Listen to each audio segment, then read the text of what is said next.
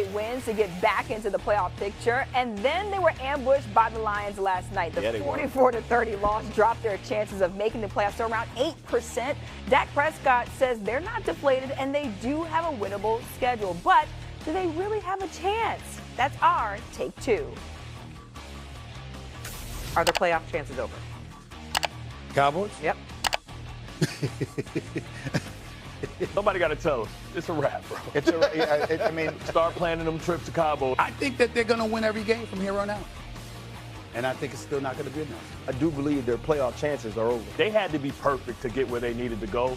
And yesterday was a make-or-break game, and the Lions came out as the more desperate team. It's around Christmas time in the city. And what do the Cowboys do? They go to the Motor City and bam! This was going to be a must-win. I mean, there's still, I guess, mathematically you're still in it. But yeah, but this was a must-win. The sad part about it is that they held their own destiny in their hands. And I'm not just talking about numerically. If the Dallas Cowboys find a way to run the table, I don't believe they need help at the end of the season, like the position that they're in now. How are you, sir?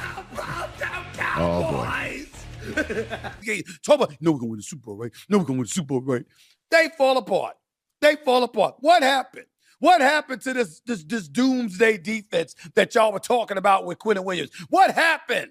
What happened to this defense with DeMarvion Overshown and what he was supposed to bring to the table? What happened to the combination of CeeDee Lamb and George Pickens and what they were supposed to represent? What happened, y'all? What happened? The Detroit Lions. That's what happened. Courtesy, Jamal Gibbs and his 3 touchdowns. Courtesy of 90-plus receiving yards from both Jameson Williams and Amon-Ra St. Brown. Courtesy of a defense that got after Dak Prescott a little bit more than was expected. The Lions were the ones who won the turnover battle 3-0 last night, turning takeaways into 14 points, intercepting Dak Prescott 2 times, all right, including one with just over a minute left, sealing the victory. Let's not forget Jake Ferguson lost the fumble as well. And in the end, the Dallas Cowboys fall 44-30 to the Detroit Lions. That defense that we had been bragging about, that defense that we had been talking about, that defense that Quentin Williams had put on the map allowed 44 points, tying the season worst. And over 400 yards of offense for the 5th time this season, by the way. 1-3-1 in those games, just so y'all know. And as a result, the Dallas Cowboys on the outside looking in, and I'm here to tell y'all, sorry to break the news to y'all. But you're not going to the playoffs. I know the odds right there says it's a 51% chance if they win out, they win the rest of their games. It's a 51% chance of going to playoffs. You ain't going to the damn playoffs. Not going.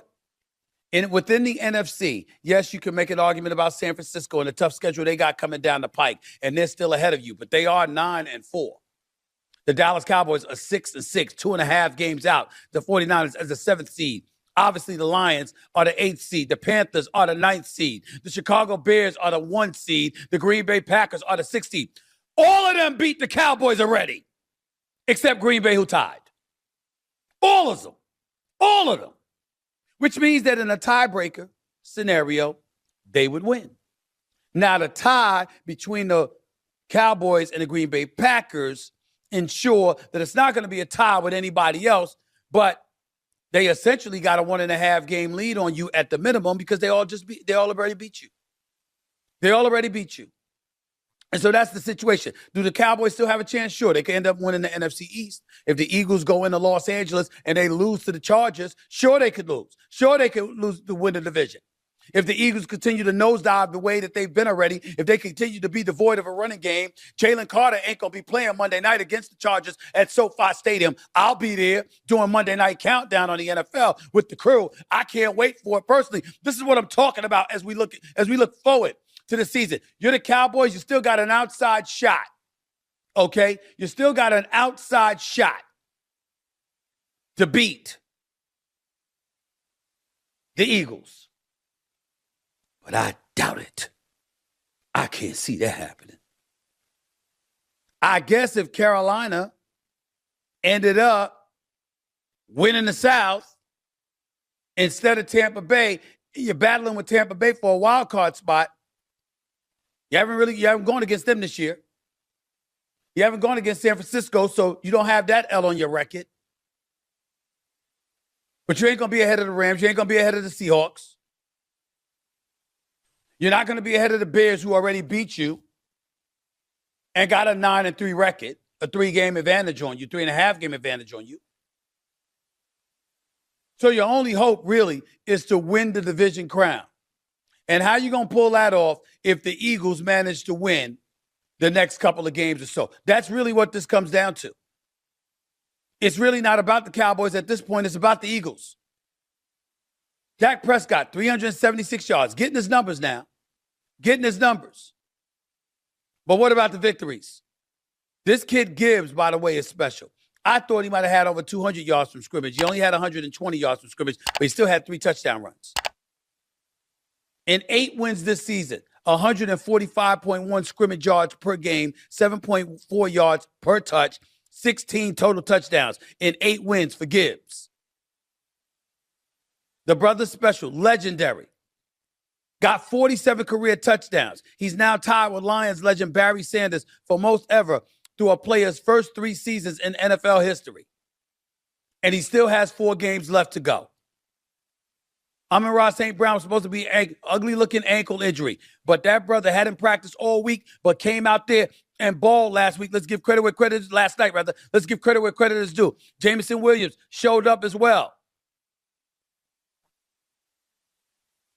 CeeDee Lamb, that was a really ugly concussion injury. I mean, when his body when his head hit that turf and he was laid out like that, that was kind of scary to see. And you knew he wasn't going to come back. Here's the problem. That was a perfect opportunity for George Pickens to pick up his game. And he didn't do it. It's not about numbers. And when you see, if you're George Pickens, let me say this to y'all, because I don't want to condemn the kid. I like George Pickens. Just spoke to him a few weeks ago. I'm rooting for the brother. I hope he makes his money. I like him a lot. Here's what I want to say, because I think it's very important to say. He's only 24 years of age. Let's not judge him like he's a grown-ass man and he knows better, because sometimes you make mistakes in your youth. But I will tell you this. You cannot go out on the field and run routes in such lackadaisical fashion as George Pickens was seen on camera, on footage, doing last night, and expect to get the bag. Welcome back to Cowboys Nation Report, the voice of every fan who rides this roller coaster with heart, pride, and fire. Today, we're diving deep into a name that has been blasting through scouting reports, tearing up Big 12 offenses, and suddenly shining like a beacon of hope for a Dallas defense searching for answers. Cowboys Nation, it's time to talk about David Bailey, the explosive Texas Tech edge who is rapidly becoming one of the most compelling draft fits for the Dallas Cowboys in 2026. This conversation doesn't happen in a vacuum. It happens because the Cowboys season has been a tale of 2 identities. The offense has been electric, capable, resilient. But the defense, even with talent on the interior and flashes on the outside, has spent far too many weeks struggling to generate the pressure needed to win big games. The loss to the Detroit Lions, a 44-30 punch to the gut that snapped a 3-game win streak, exposed again what Cowboys Nation already knew. This defense needs juice off the edge. It needs explosiveness. It needs a closer. And that's exactly why draft analysts like Jacob Infante of Pro Football Network have Dallas targeting David Bailey in the first round. Let's be clear about what Bailey brings. With 12.5 sacks in 12 games for Texas Tech, he is one of the most productive and disruptive pass rushers in college football. His first step is elite. His bend around the edge is natural. His hand usage is advanced. He may be a bit undersized, but he plays with a level of acceleration and flexibility that offensive tackles fear. And when you watch his tape, you see a player who doesn't just rush the passer. He attacks every snap with controlled violence and urgency. And this is where Cowboys Nation should get excited. Imagine inserting Bailey into a defensive front already featuring Quinnen Williams, Osa Odigizua, and Kenny Clark on the interior, with Donovan Ezuraeku emerging as a legitimate weapon on the opposite side. Suddenly, Dallas isn't just patching holes, they're building the front that can overwhelm offenses from every angle. Suddenly, quarterbacks can't sit comfortably when Dallas needs a stop. Suddenly, momentum swings back toward the star. The loss of Micah Parsons before the 2025 season changed everything for this defense. Dallas replaced him with interior firepower and future draft capital, but they never replaced the pure edge speed that made offenses panic. Bailey gives them a realistic, sustainable, long-term answer at that position. He's not a copy of Parsons, he's his own player, but he brings a burst that Dallas hasn't had since the trade, and he fits perfectly into the structure that Brian Schottenheimer and defensive coordinator Matt Eberflus are trying to build. And here's the key difference between Bailey and many edge prospects. He doesn't need 2 years to develop. His technique is already polished. His motor is non-stop. His instincts are sharp. He diagnoses plays quickly. You could put him on the field week 1 and expect results because his game translates to the NFL immediately. Scouts use words like lightning, explosive, relentless, not because it sounds good, but because he plays with a level of suddenness and violence that jumps off the screen. And Dallas has the draft capital to make this happen. With 2 first-round picks in 2026, they can address the edge early and still reinforce the linebacker group, where Infante also projects C.J. Allen, the rangy and instinctive Georgia linebacker who would pair beautifully with DeMarvion Overshown and Maurice Leofau. But Bailey remains the centerpiece. Bailey is the spark. Bailey is the player who fills the void left on the outside, who gives Dallas a legitimate chance to rebuild its defensive identity from the ground up. And make no mistake, if he lands in Dallas, this fan base will fall in love with him quickly. He plays with emotion. He plays with urgency. He plays with the kind of edge and fearlessness that resonates in Arlington and echoes across Cowboys Nation. He would bring swagger back to the pass rush. He would bring chaos back to the defensive line. And when you combine that with an already elite offense, the Cowboys suddenly look like a team that can not only win games, but dominate them. This isn't just about drafting a talented player. It's about shifting the trajectory of the defense, about giving Brian Schottenheimer a complete, balanced roster, about building a unit capable of supporting Dak Prescott in the offense in the moments that matter most. Adding David Bailey is more than a draft pick.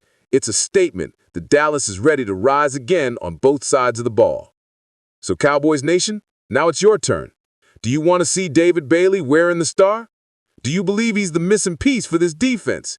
How do you see him fitting into this front alongside Quinnen Williams, Kenny Clark, Osa Odigizua, and Donovan Ezuraeku? Drop your thoughts below. Hit like if you're fired up about the future, and subscribe to Cowboys Nation Report so you don't miss a single update as we track every rumor, every mock draft, and every move that shapes the future of America's team. Because one thing is clear, the Dallas Cowboys are not done building. They are not done fighting. And the next star edge rusher in this league might just be waiting in Lubbock, ready to bring his fire to Dallas.